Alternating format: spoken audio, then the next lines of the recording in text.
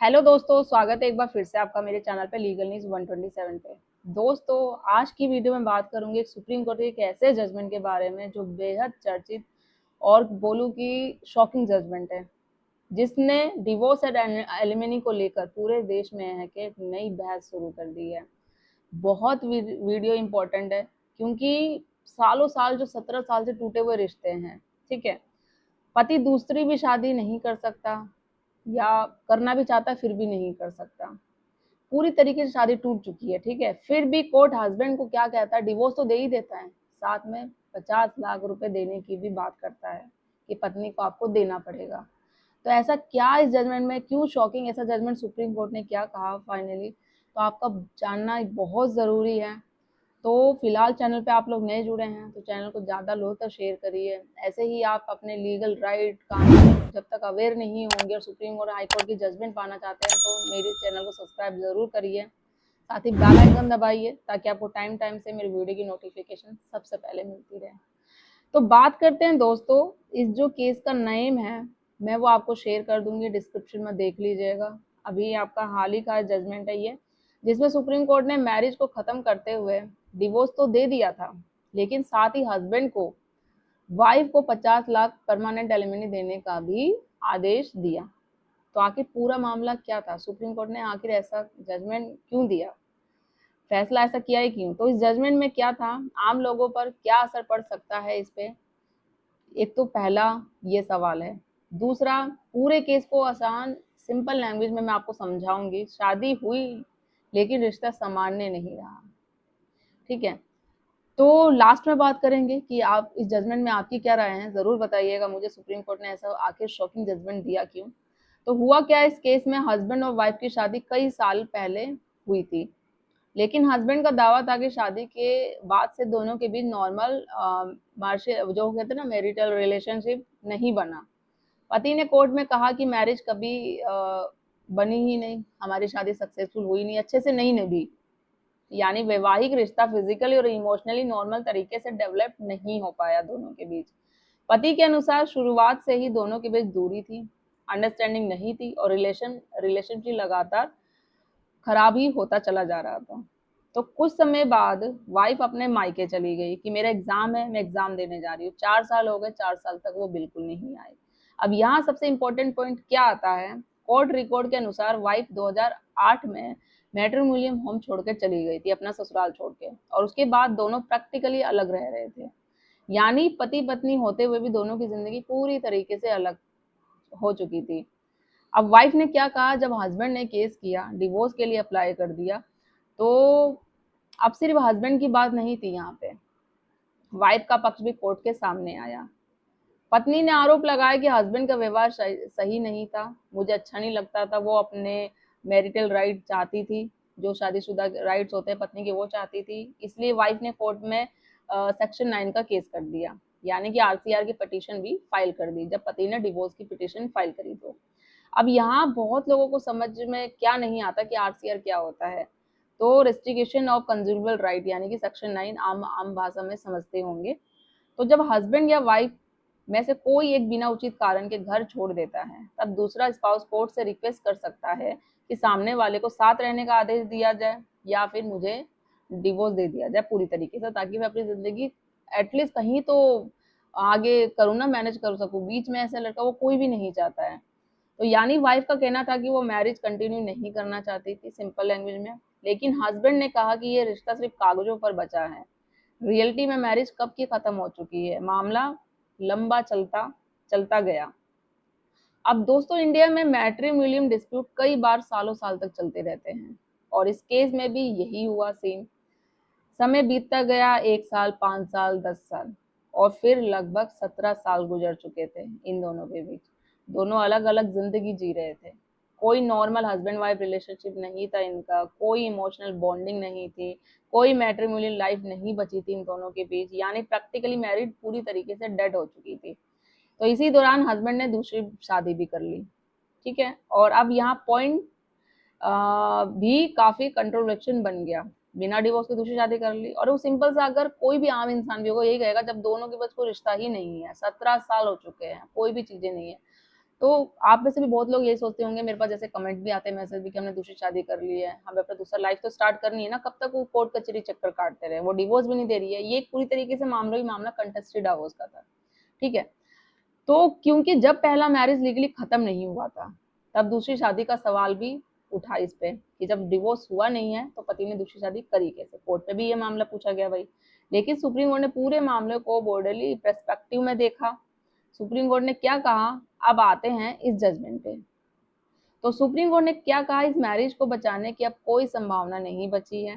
Court ने माना कि दोनों बहुत लंबे समय से अलग रह रहे हैं, रिलेशनशिप पूरी तरीके से टूट चुका है। ये कोर्ट का खुद सुप्रीम कोर्ट का मानना था। तो ऐसे में सिर्फ लीगल टेक्निकली के कारण मैरिज को जारी रखना सही नहीं है, किसी को जबरदस्ती साथ नहीं रख सकते हैं।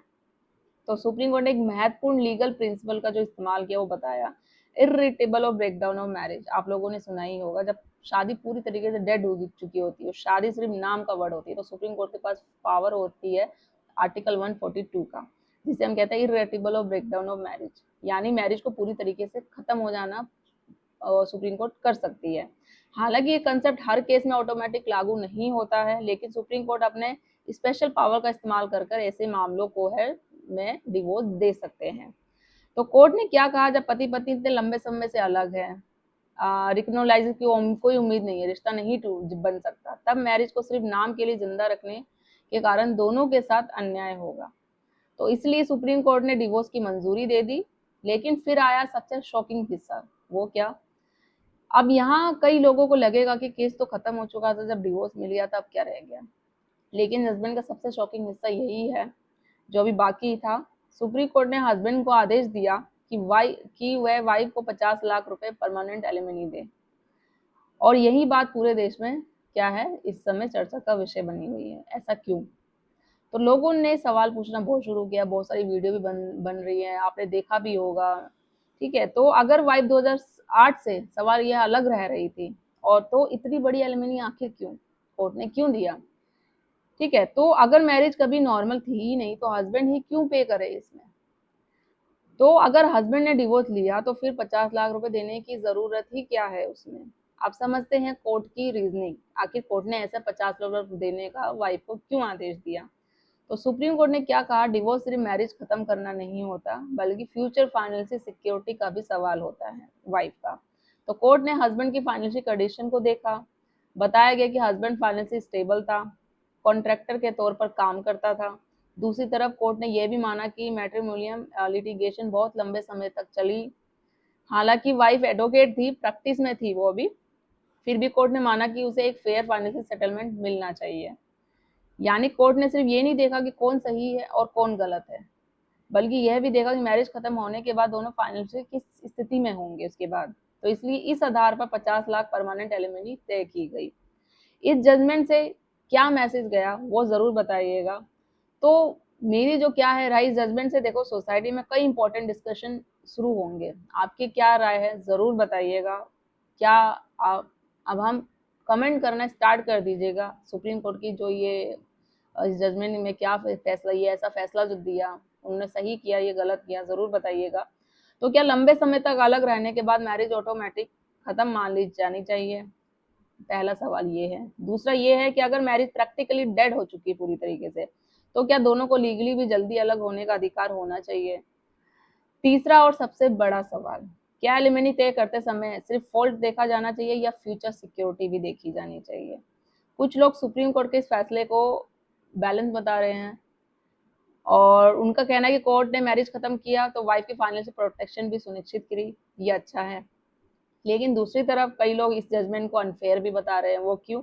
उनका कहना है कि अगर हस्बैंड और वाइफ इतने सालों से अलग थे और हस्बैंड ने दूसरी जिंदगी भी शुरू कर दी थी, तो इतनी बड़ी अमाउंट देना गलत है बिल्कुल।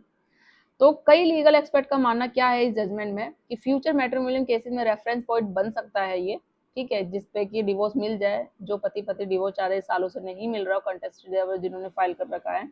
तो खासकर उन मामलों पे जहाँ पति पति बहुत लंबे समय से अलग हो, मैरिज प्रैक्टिकली खत्म हो चुकी हो, और रिकग्नाइज की इम्पॉसिबल बिल्कुल ना हो, और लिटिगेशन सालों साल तक चलता रहता हो। अगर ये जो मैंने सिचुएशन बताई है आप लोगों के साथ भी ऐसी सेम है, तो ये जजमेंट आपके काम आएगा। और सुप्रीम कोर्ट ने यह भी दिखाया कि लॉ सिर्फ टेक्निकली नहीं होता, ह्यूमन रियलिटी को भी देखा जाता है। तो आम लोगों को इससे क्या वैसे सीख मिलेगी कि जो बहुत बातें समझने को महत्वपूर्ण बातें हैं कि मैट्रिमोनियल डिस्प्यूट को सालों साल तक खींचना दोनों पक्षों के लिए नुकसानदायक हो सकता है।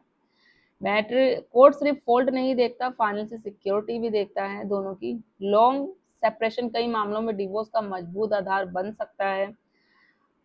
तो यही चीजें हैं। तो सुप्रीम कोर्ट ने इररिवर्सिबल और ब्रेकडाउन ऑफ मैरिज का प्रिंसिपल लागू कर सकता है अगर आप कोर्ट में साबित कर दो कि आपकी मैरिज भी पूरी तरीके से ऐसी डेड हो चुकी है। तो डिवोर्स केस में एलिमनी का फैसला हर केस के फैक्ट पर डिपेंड करता है, सबके साथ ऐसा नहीं होगा। तो दोस्तों, सुप्रीम कोर्ट के इस फैसले ने साफ कर दिया कि मैरिज सिर्फ कानूनी रिश्ता नहीं बल्कि प्रैक्टिकल रियलिटी भी है। अगर रिश्ता पूरी तरीके से टूट चुका है, आपका सालों साल तक रहने की कोई संभावना नहीं है, तो कोर्ट मैरिज को खत्म भी मान सकता है और आपको डिवोर्स भी दिलवा सकता है। लेकिन साथ ही कोर्ट यह भी सुनिश्चित कर सकता है कि डिवोर्स के बाद फाइनेंशियल वीकर स्पाउस जो कम्प्लीटली इनसिक्योर ना रह जाए, तो उसे भी देना उसके फ्यूचर के लिए। अब सबसे बड़ा सवाल आपसे मैं ये पूछूंगी, क्या सुप्रीम कोर्ट का 50 लाख रुपए एलिमनी वाला फैसला सही है या हस्बैंड के साथ अनफेयर?